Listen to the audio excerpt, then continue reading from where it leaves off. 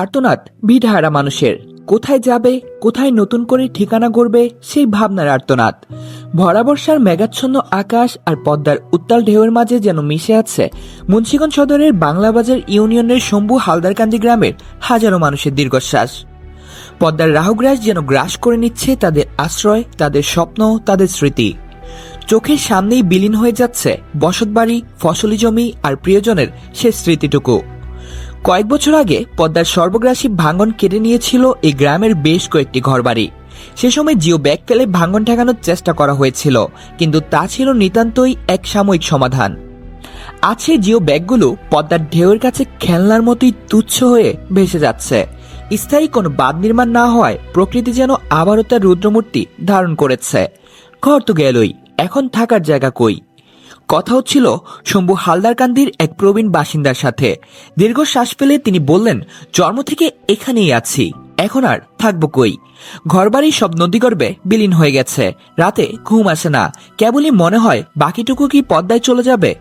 তার মতো অনেকেই এখন দিশেহারা। কেউ আত্মীয় স্বজনের বাড়িতে আশ্রয় নিয়েছেন, কেউ বা খোলা আকাশের নিচে নতুন করে জীবন গড়ার স্বপ্ন দেখছেন। কিন্তু পদ্মার তীব্র ভাঙ্গনের মুখে সেই স্বপ্ন যেন ফিকে হয়ে আসে। মন্দিরও রক্ষা পেল না, ঝুঁকিতে মসজিদ। ভাঙনের শিকার হয়েছে শম্ভু হালদারকান্দির প্রাচীন একটি মন্দিরও।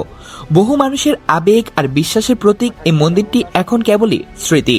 মন্দিরের পুরোহিত বলেন, আগে মানুষজন বিশ্বাস করে এই মন্দিরে আসতো, পুজো দিত।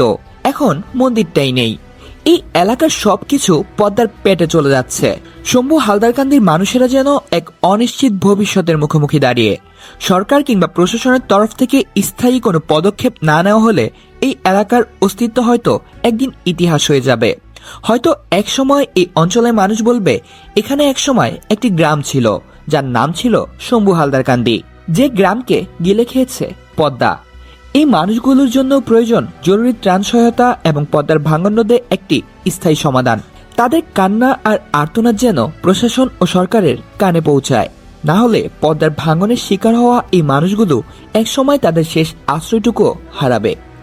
কামরুল হাসান সাফিন, মুন্সিগঞ্জ.টিভি।